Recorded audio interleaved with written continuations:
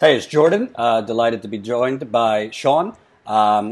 Your partner both work in a medical facility, and during coronavirus, obviously medical facilities are pretty damn busy. But a lot of nurses, doctors might have their own issues that puts them at greater risk with this virus. Talk to me about your partner, and what's been going on as far as your workplace and the risks you guys are going through. Sure. So thank you for having me, Jordan. My partner and I, both severe asthmatics, work for a major medical facility, as you said, just north of Pittsburgh. Our job has been, in the face of the coronavirus, trying to think of how to phrase this, making some bad decisions regarding the health of their employees and those of communities that we serve. We make syringes. I don't want to use the name of the business, but we make syringes for MRI tests. They haven't been supplying us with masks. It used to be a mandate that we had to wear masks in a clean room. We have to go through an actual airlock to even get in there, and now we're just in there without masks, working, in close proximity to others. The CDC, I believe, is still recommending that we, if you're in public, to stay 6 feet away from others when possible. We are closer than a foot in most cases, face to face.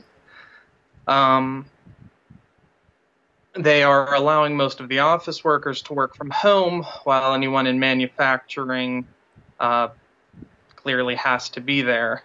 As of yet, there are no plans for them to shut down the facility, even though, lack of masks, breathing over syringes, people talking over syringes. It's been scary.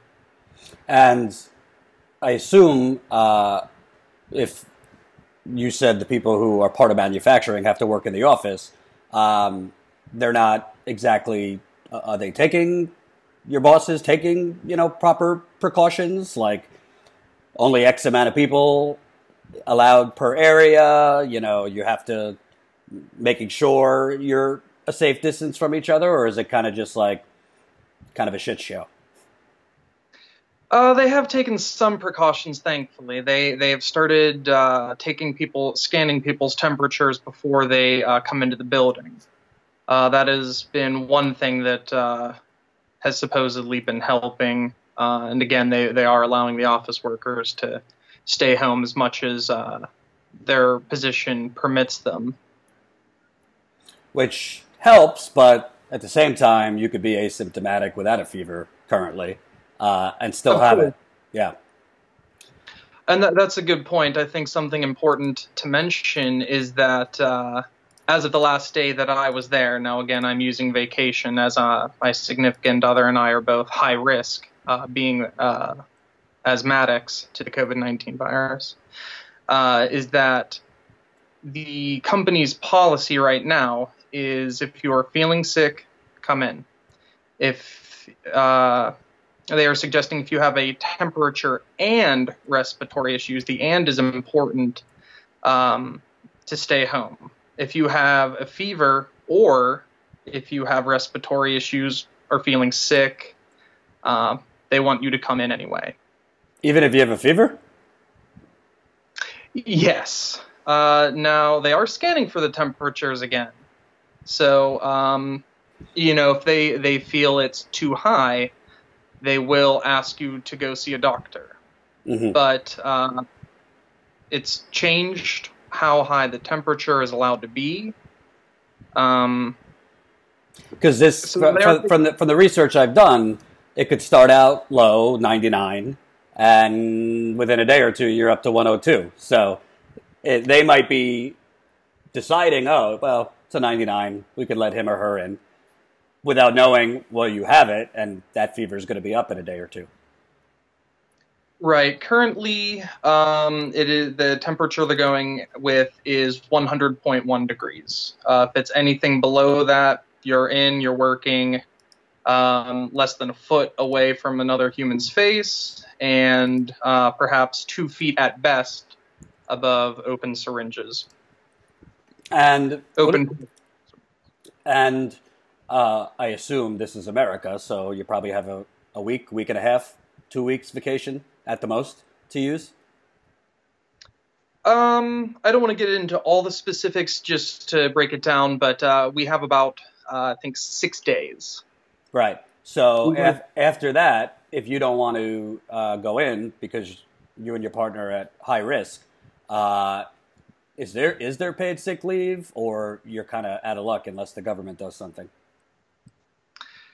Well, that's something that's sort of up in the air. We are calling the company that deals with our short-term medical leave, but as we are not technically sick, it's seeming pretty unlikely that they're going to assist us in any way. Right. And when you kind of think about this, um, they could be taking precautions, but do you think your company, have you guys expressed to your managers that maybe you should shut down for a while, or is that just something they're not having? Yes, we have brought that up with managers, but as is usually the case, they have to go with whatever the corporate offices mandate. Um, yeah.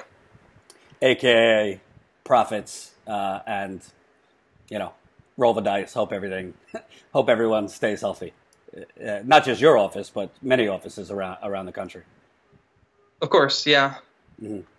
And for you and your partner, what's it like? You seem like a young person. I don't know if you guys have kids or family that you're afraid of infecting. What's it been like at home with your partner? It's been relatively nice, seeing as we were, lucky enough to see what was coming, but it's not gonna last. We're gonna have to go out at some point, even if we are lucky enough to get the medical leave. Have a young daughter, and right now she's staying with her grandparents, and they are both high risk as well. Even with their age, they're not as high risk as myself and my partner. Um, but my daughter's grandfather, step grandfather, is in his mid 80s. Mm. Don't mean to get too dark here, but given his age, even though he's relatively healthy, that could be a very, very bad situation. And they say for anyone over 80, just period, don't go out. Is he following that?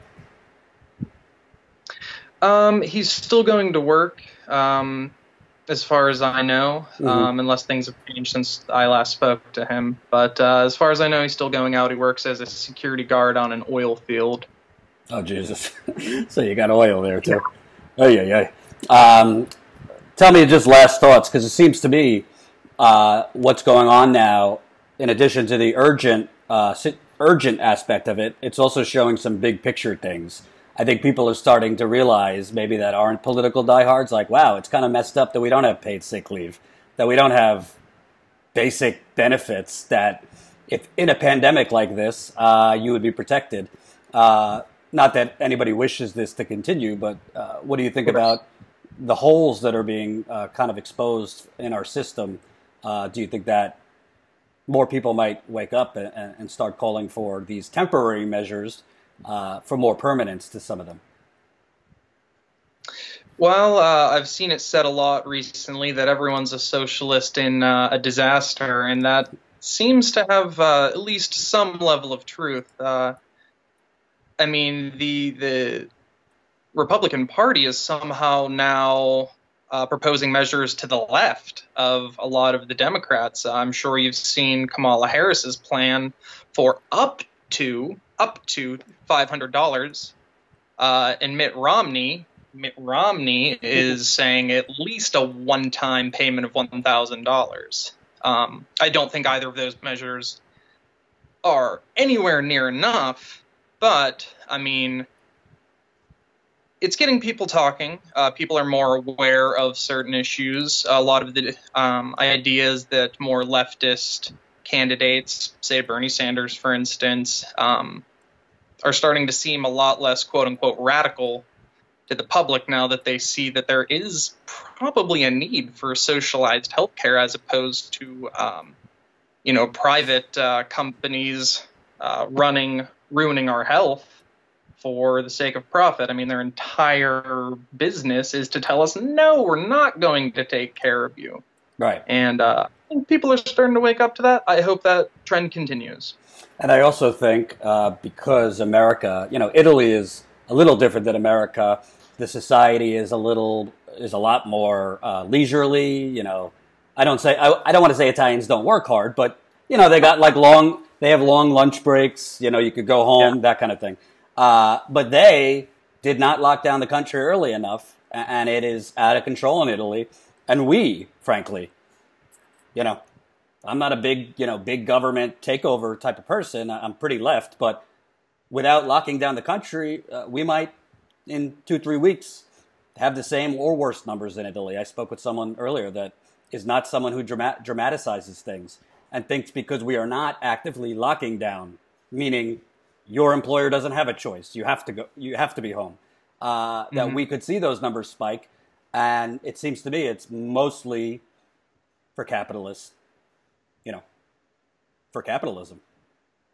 Yeah. Oh, I couldn't agree anymore. I think that there's a very heavy chance that we're headed for a crash that's going to put the 2008 crash to shame. Unfortunately, I have a lot of the same people in charge. That's not great. I'm also not for big government. I think the government should essentially give us health care and otherwise mostly stay out of our business. But while we have such a large, bloated government that can do essentially whatever they want, they should be taking measures to protect the public against a pandemic. And people are seeing that they're just going to bail out casinos. They're going to bail out the banks. They're going to bail out the airliners, or some of the more common ones I've seen. Mm-hmm. It's unacceptable. I mean, if there is any level of corporate bailout, they should be selling stock to the people. I phrased that incorrectly. They should be, if we are giving them money, they should be giving stock to the government. Right. Public fund. Absolutely. All right, Sean, I appreciate you reaching out to me. Keep in touch. And, hopefully you guys can stay at home as long as possible. Thanks again. Well, I appreciate it, Jordan. Thank you so much. Have a good day. You too. Bye-bye. Thanks. Hope you enjoyed that last video. Hop on over to statuscoup.com where you can sign up for our email list and become a member for as low as $5 to $10 a month. Membership is how we grow. That's statuscoup.com/join. And remember, join our email list so we can grow the revolution with you.